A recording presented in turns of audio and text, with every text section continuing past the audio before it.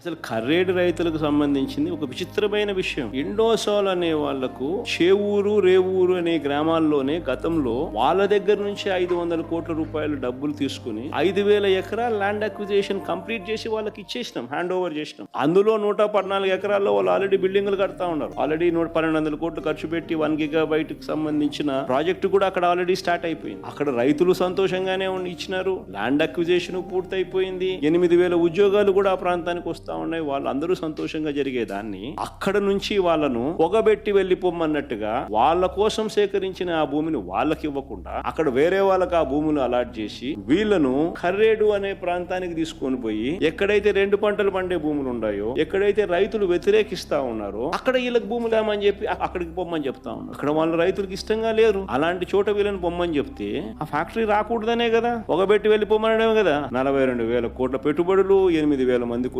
ఉద్యోగాలు వచ్చే అవకాశాలు, ఇవన్నీ మీరు ఏం చేస్తా ఉన్నారు? ప్రాజెక్టులు రావడానికి చూస్తున్నారా, ప్రాజెక్టులను పంపించడానికి చూస్తున్నారా? ఒకవేళ ఇదే BPCL కు మీరు ల్యాండ్ ఇవ్వాలనుకుంటే ఇంకా వేరే ల్యాండ్ లేదా? వీళ్ళ కోసం అక్వైర్ చేసిన ఈ ల్యాండ్ లో ఇక్కడే వీళ్ళని తీసేసి ఇక్కడే వీళ్ళకి ల్యాండ్ ఇచ్చి వీళ్ళను కాంట్రవర్సీ ఉన్న చోటికి వీళ్ళ ప్రాజెక్ట్ను అక్కడ పెట్టించే కార్యక్రమం చేస్తా ఉన్నాడనంటే అసలు ఈయన కుట్రలు అన్నది ఏ స్థాయిలో ఉన్నాయనే దానికి అర్థం. పరిశ్రమలను ప్రోత్సహించడానికి ఈ మనిషి లేడు. పారిశ్రామికవేత్తలను బెదిరించి వాళ్ళతో సొమ్ము చేసుకునే దానికి ఈయన ఉన్నాడు.